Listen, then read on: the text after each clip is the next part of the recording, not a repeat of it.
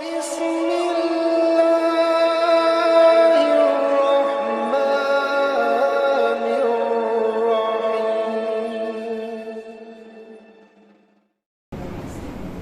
بالله من الشيطان الرجيم. بسم الله الرحمن الرحيم.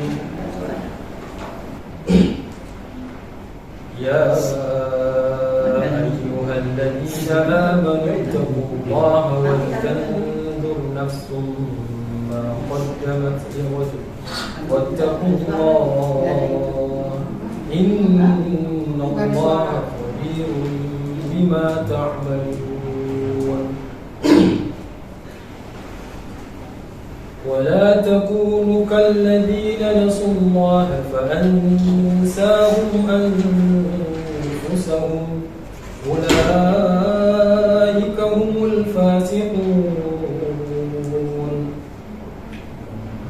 لا يستوي أصحاب النار وأصحاب الجنة هم الفائزون.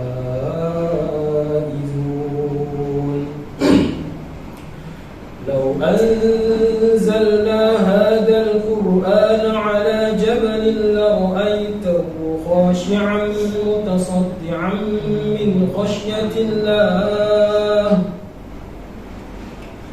وتلك الأمثال نضربها للناس لعلهم يتفكرون. هو الله الذي لا إله إلا هو عالم الغيب والشهادة هو الرحمن الرحيم.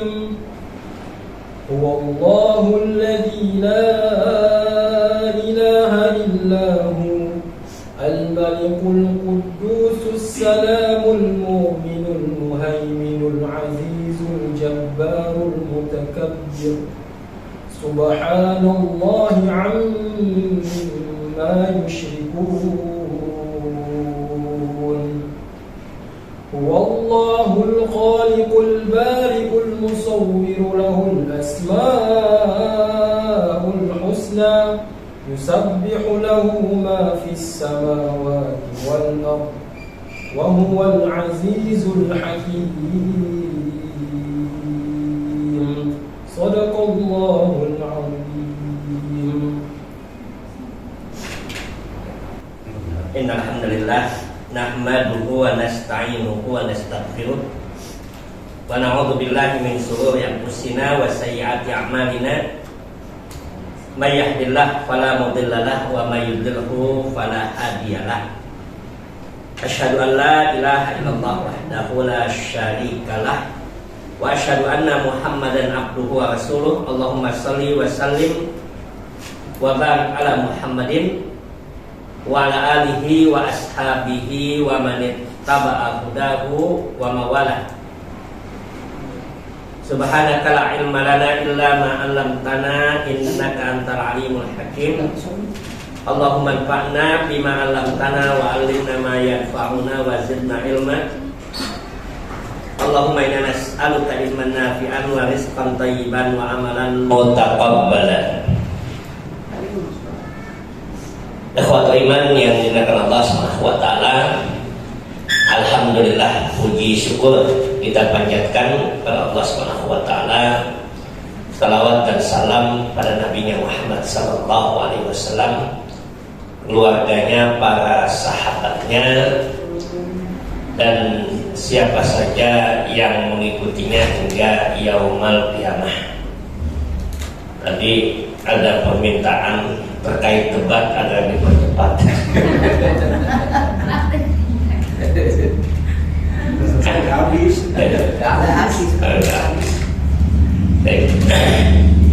Alhamdulillah, tadi kita sudah dengarkan ya, ayat Allah Subhanahu wa taala yang ini terdapat dalam surat Al-Hasr ya. Al-Hasr yang sangat luar biasa. Allah Subhanahu wa taala menyampaikan kepada kita pesan pada ayat itu. Surat Al-Hasr, surat yang ke-59, ayat yang ke-18 nanti sampai dengan ayat yang berikutnya.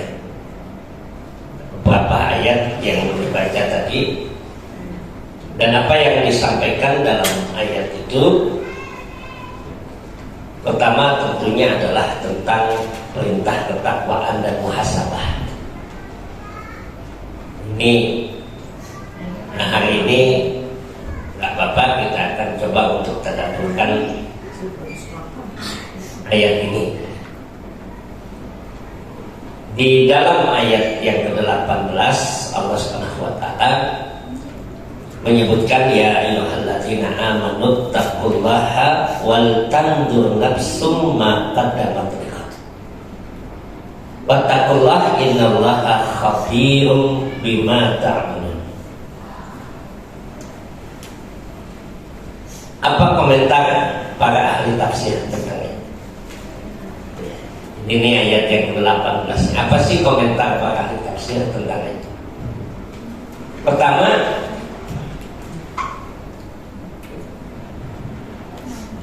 ayat ini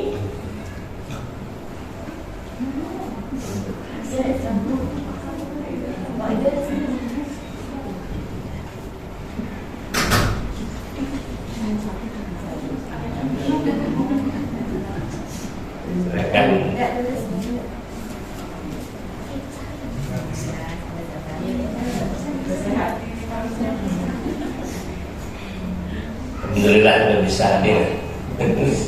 Belum sempat kita nengokin itu, mohon maaf.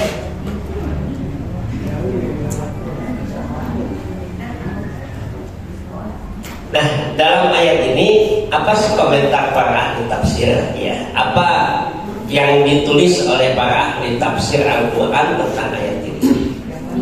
Pertama, surat Al-Hasr ayat 18 ini Allah awali dengan kalimat ya ayyuhalladzina amanu. Dan itu ada 87 kali dalam Al-Quran. Ya ayyuhalladzina amanu, ya ayyuhalladzina amanu. Kalau kita lihat itu ada 87 kali dalam Al-Quran Allah menyebut itu. Ya ayyuhalladzina amanu. Wahai orang-orang yang beriman. Yang maknanya kata Abdullah bin Mas'ud radhiyallahu anhu, sahabat Nabi yang ahli Quran, beliau menyebutkan bahwa kalimat ya ayyuhalladzina amanu itu adalah panggilan sayangnya Allah kepada orang yang beriman. Kenapa disebut dengan panggilan sayang? Setelah itu Allah berikan kepada orang yang beriman itu perintah atau larangan. Setelah ya ayyuhalladzina amanu, ya Allah berikan perintah atau larangan untuk apa? Untuk kebaikan orang-orang yang beriman. Selalu itu ya ayyuhalladzina amanu kutiba alaikumusiyam. Wahai orang yang beriman, diwajibkan atas kalian berpuasa. Ya ayyuhalladzina amanu kutiba alaikumul qital. Diwajibkan atas kalian berperang. Ya ayyuhalladzina amanu dkhulu fis-silmi kafah.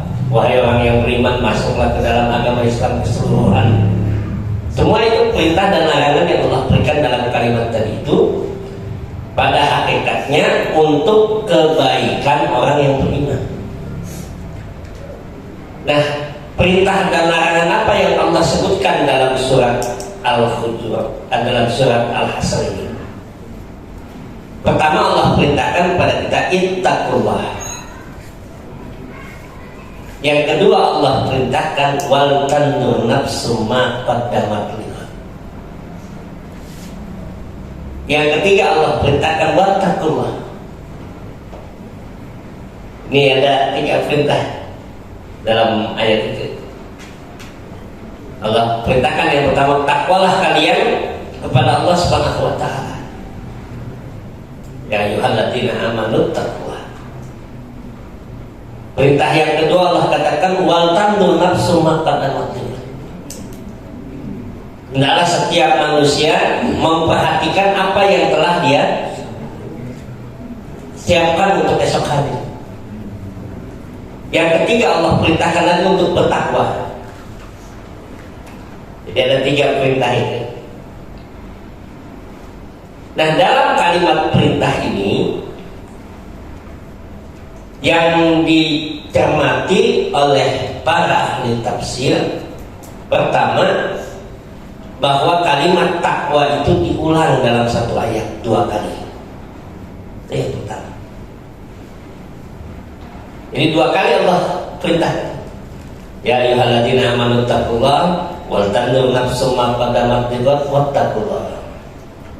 Dalam satu kalimat, dalam satu ayat, Allah perintahkan takwa itu 2 kali. Apa maknanya? Apa maknanya Allah ulang kalimat takwa itu 2 kali dalam ayat tadi? Pertama, kata para ulama tafsir, menunjukkan pentingnya ketakwaan itu. Satu. Yang kedua, Allah ulangi kalimat takwa itu 2 kali dalam ayat ini setelah Allah selingi kalimat wal tandur nafsu ma qaddamat lighad. Jadi fattaqullah wal tandur nafsu ma qaddamat lighad wattaqullah. Allah ulangi kalimat takwa itu setelah Allah seling dengan kalimat wal tandur nafsu ma qaddamat lighad. Artinya apa? Takwa yang pertama dilakukan oleh setiap orang ketika dia mengevaluasi apa yang telah dia lakukan. Evaluasi dengan landasan takwa. Dan takwa yang kedua dia lakukan setelah dia melakukan evaluasi dengan apa yang dia perbuat, yang akan dia persiapkan. Jadi apa yang terjadi dan apa yang akan terjadi dia lakukan dengan dasar ketakwaan. Dulu ngapain aja, itu yang dia evaluasi itu. Terus ke depan mau ngapain? Kalau bahasa kita itu, ke depan kita mau ngapain? Dulu apa yang telah kita lakukan dan ke depan apa yang akan kita lakukan. Yang kalau bahasa kerennya itu evaluasi konstruktif. Jadi evaluasi yang dia membangun ke depan. Evaluasi yang sifatnya membangun ke depan itu seperti apa? Nah itu takwa. Dan evaluasi itu dibangun di atas ketakwaan tadi. Kenapa begitu pentingnya takwa? Nanti Al-Quran mengulang kata takwa itu sekian kali. Ada yang menyebutkan bahwa ketakwaan dalam Al-Quran itu dengan berbagai bentuknya sampai 190 ayat. Takwa itu. Betapa pentingnya takwa itu bagi kita itu disebutkan dalam surat At-Talaq misalkan. Surat At-Talaq surat 65. Surat 65 itu mulai dari ayat yang kedua. Di ujung ayatnya Allah sebutkan wa may yattaqillah yaj'al lahu makhrajan. Barang siapa yang bertakwa kepada Allah Subhanahu wa taala, Allah berikan jalan keluar. Tidak ada jalan keluar. Dari siapa? Solusi dari setiap masalah itu Allah berikan. Kalau dia bertakwa kepada Allah, Allah berikan jalan keluar. Bukan Allah berikan tidak ada masalah. Dia mau orang takwa nggak ada masalah.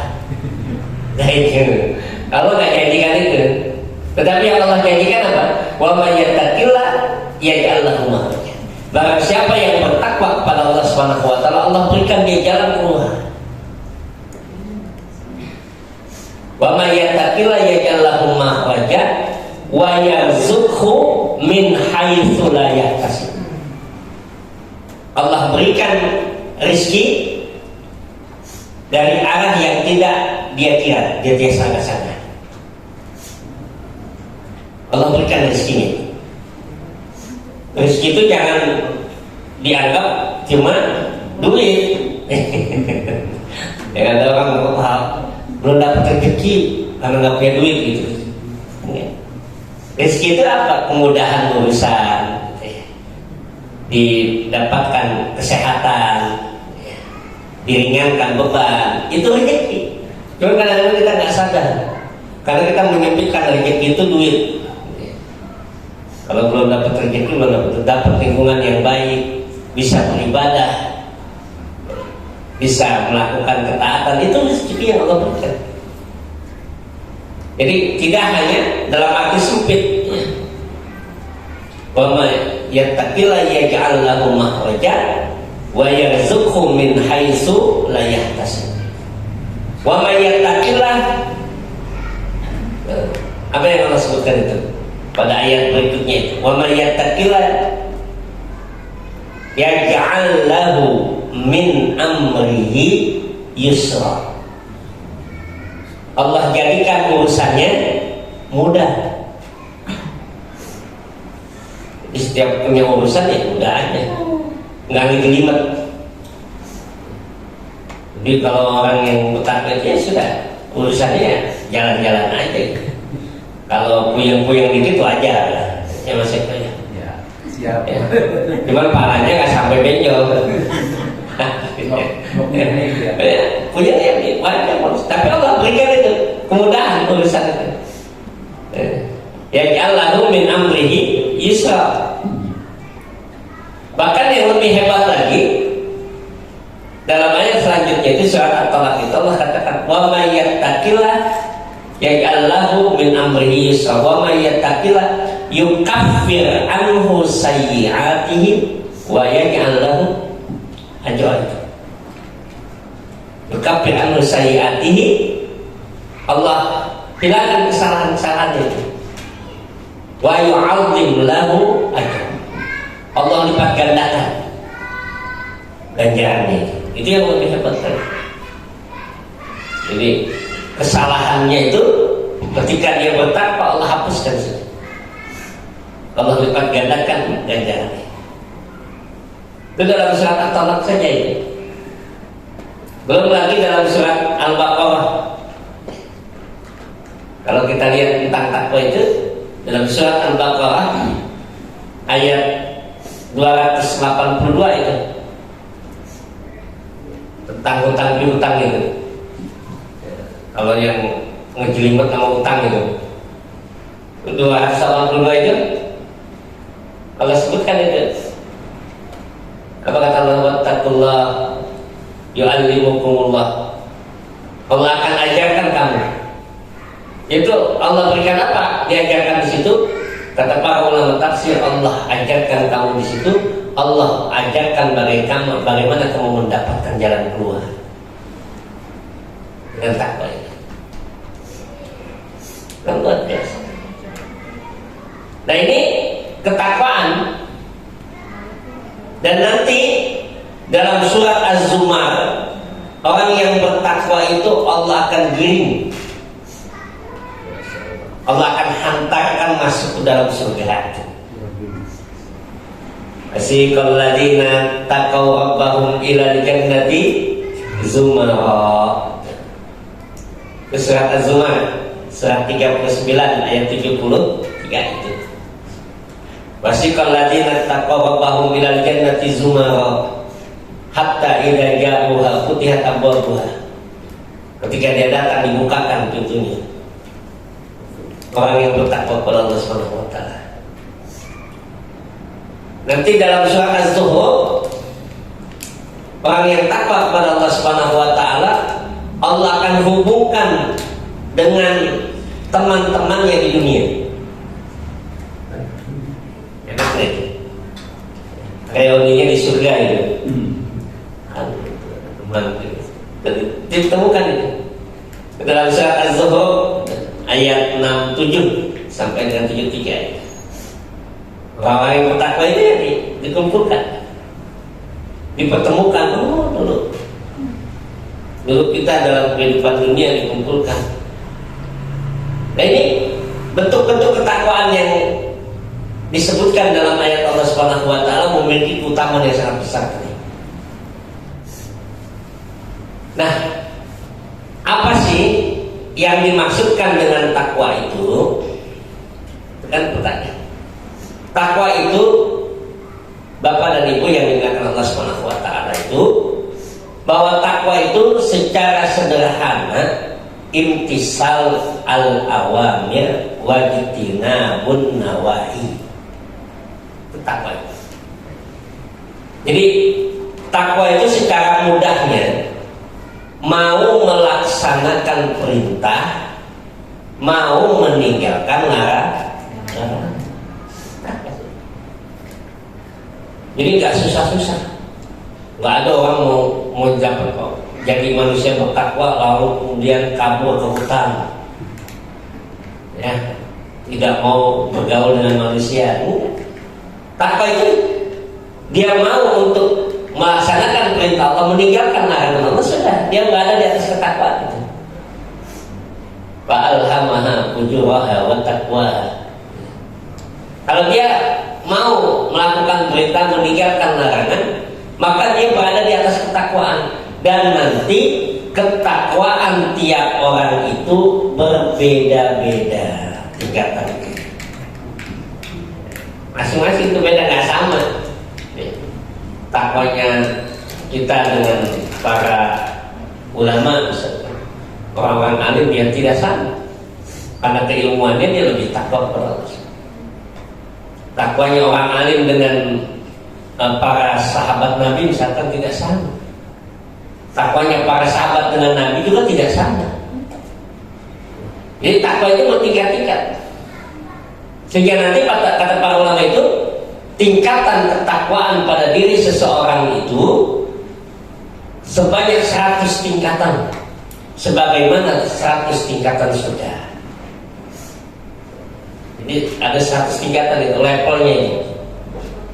Kita masih di level berapa itu? 1 atau 2? Itu jadi 100 tingkatan itu. Kalau kita baru mau melaksanakan perintah, meninggalkan larangan, ya sudah takwa kita.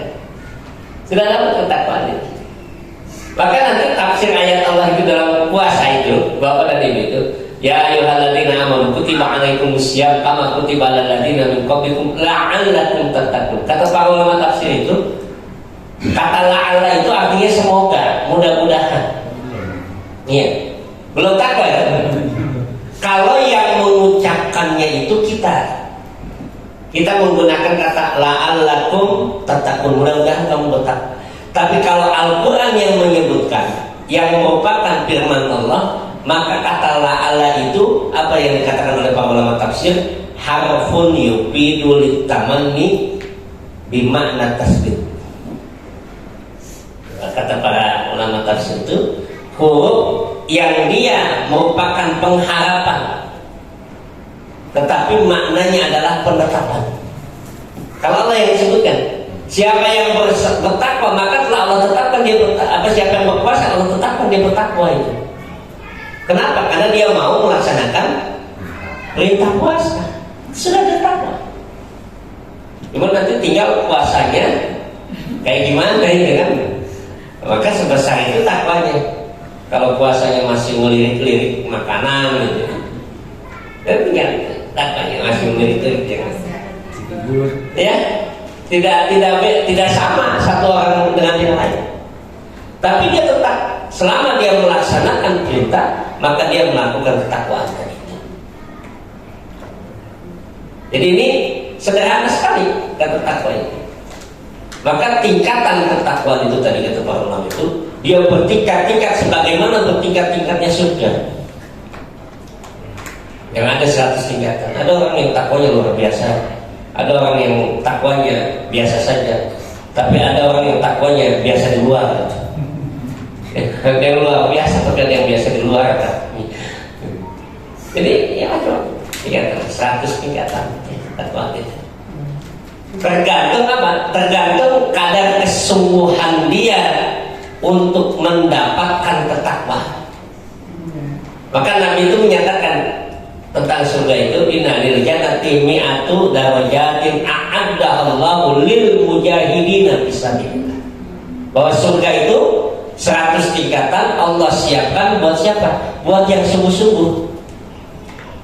Kalau orang yang bersungguh-sungguh di jalan Allah tadi itu ibadahnya sungguh, maka Allah berikan takwanya naik. Kalau yang biasa saja ya sudah biasa-biasa saja. Tapi selama dia melaksanakan perintah, meninggalkan larangan, dia berada di atas ketakwaan. Nah ini takwa tadi. Yang dalam ayat tadi Allah katakan kepada kita, ya ayyuhalladzina amanu taqullaha wal tanzur nafsum ma qaddamat lighad wattaqullaha innallaha khabirum bima ta'malun.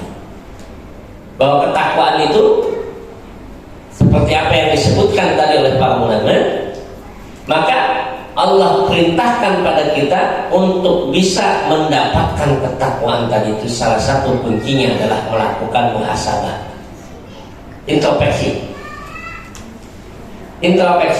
Kita melakukan penilaian terhadap diri kita. Wa tandur nafsu ma qaddamat lighad. Hendaklah setiap jiwa memperhatikan apa yang telah dia siapkan untuk esok hari. Jadi dia perhatikan. Berarti kata para ulama tafsir, lighad itu untuk sesuatu yang sifatnya jauh besok itu. Maka banyak para ulama tafsir menyebutkan yang dimaksudkan dengan lighad itu besok itu adalah kehidupan akhirat. Apa yang dia siapkan untuk kehidupan akhirat. Kalau orang Arab, kalau ibu punya utang, Nabi utang kepada orang, lalu kemudian dia katakan godan, itu belum tentu besok bayarnya. Bisa jadi menjelang kiamat baru dibayar. Ya, kalau kata godan gitu. Dan jadi bisa kapan kamu mau bayar ya? Godan insyaallah. Kalau godan itu ya maknanya bisa mau mendekati kiamat baru dia bayar ya. Tapi kalau dia katakan bukoh, artinya besok sudah dia bayar. Itu bedanya. Jadi kata godan itu maknanya esok hari, tidak terbilang waktunya. Bisa dekat, bisa jauh. Itu godan. Jadi kata para ulama tafsir itu wa tandur nafsum ma qaddamat lighadin. Maka perhatikanlah setiap jiwa apa yang telah dia persiapkan untuk esok hari. Maknanya apa yang dia persiapkan untuk kehidupan akhiratnya. Apa yang dia persiapkan? Kita kadang-kadang banyak orang kalau mau pensiun udah persiapan itu, ya. Banyak orang udah mau pensiun, udah buat persiapan. Tuh, saya nanti bentar lagi pensiun nih. Mau ngapain nih? Udah bikin usaha gitu ya. Udah bikin ini, mau pensiun nih. Persiapan. Kenapa? Mempersiapkan nanti pasca dia tidak pensiun. Dan kita apa yang kita persiapkan untuk nanti pensiun di dunia? Pensiun kita di dunia apa yang kita siapin gitu kan? Ada ya, beberapa waktu yang lalu, ada beberapa bulan yang lalu, teman dekat misalnya, bulan Agustus tanggal 9 dia sudah pensiun. Pas jatuh punya tanggal 9 Agustus itu, tanggal 11 ulang tahunnya, katakan hari lahirnya itu tanggal 11 itu Agustus. Pada saat tanggal 13-nya Allah wafatkan. Padahal waktu itu dia sudah mempersiapkan itu. Dia sudah mempersiapkan segala sesuatu yang luar biasa. Dia sudah mempersiapkan, dia bangun tanah yang dia punya itu, dia bikin tanaman alpukat. Dia mau berkebun aja, karena memang dia terbiasa di kebun itu, di kebun. Itu dia siapkan itu semua, harus siapkan buat sebentar. Bahkan untuk lamaran anaknya dia sudah siapkan, bagi semuanya sudah disiapkan. Kata Allah, memang udah mulai selesai. Nah kalau kita mempersiapkan untuk hidup yang enak, kenapa kita tidak mempersiapkan untuk mati yang enak? Matinya enak gitu. Ya, kita selalu gitu. Siap untuk hidup enak itu kita siapin itu tempat tinggal kita. Tapi apakah apa yang kita siapkan untuk mati yang enak gitu? Yang matinya itu tersenyum paling tidak gitu. Ya, kita mati dalam keadaan bahagia gitu. Ketika itu dipanggil oleh Allah, ya Tuhan nafsul mutmainnah, ya Tuhan ruhul thayyib, wahai roh yang baik, keluarlah menuju ampunan Allah. Itu yang harus kita siapkan. Ini yang disebut dengan evaluasi tadi. Evaluasi bahwa ketakwaan itu harus ada pada diri kita. Dan untuk apa? Untuk mempersiapkan apa yang akan menjadi bekal kita di akhirat. Baru kemudian ayat berikutnya itu ya, tadi yang disebutkan, bala takunu kalladzina nasullaha fa'ansahum anfusahum. Jangan kalian menjadi seperti orang yang melupakan Allah. Fa'ansahum anfusahum, lalu Allah jadikan mereka lupa diri mereka. Jadi kata para ulama tafsir bahwa yang dimaksudkan dengan ayat ini, orang yang melupakan Allah, Allah jadikan orang itu lupa akan kehidupannya nanti di akhirat kelak. Lalu bahasa kita itu melupakan Allah itu, dia akan lupa diri. Sudah tidak ingat lagi apa yang akan dia persiap. Lupa daratan ya. Lupa daratan, ingat lautan gitu ya. Itu pansa uang besar. Ulaika humul. Nanti ayatnya lagi berkata la yastawi ashabun dan ashabul jannah. Tidak sama yang ujungnya kehidupan surga dan kehidupan neraka. Penghuninya tidak sama. Nah ini sedikit ya. Tadi pesannya apa katanya, menyambut debat gitu ya. Menyambut debat gitu. Jadi kita malam ini tausiah aja ya. Sedikit ya, nanti insyaallah lanjutan kajian kita yang lalu tentang hal-hal yang iman ya, terkait dengan iman ya. Berkaitan dengan iman, mudah-mudahan nanti bisa kita teruskan, yaitu apa aja sih yang bisa meningkatkan nilai keimanan kita dan apa saja yang bisa mengurus iman kita itu. Dan nanti yang bisa merusak, menghabiskan iman kita, mudah-mudahan nanti bisa kita lanjutkan. Ya, termasuk juga mencermati mata itu syaitan. Itu tipu daya setan. Dan bisa kita lanjutkan pada kesempatan akan datang.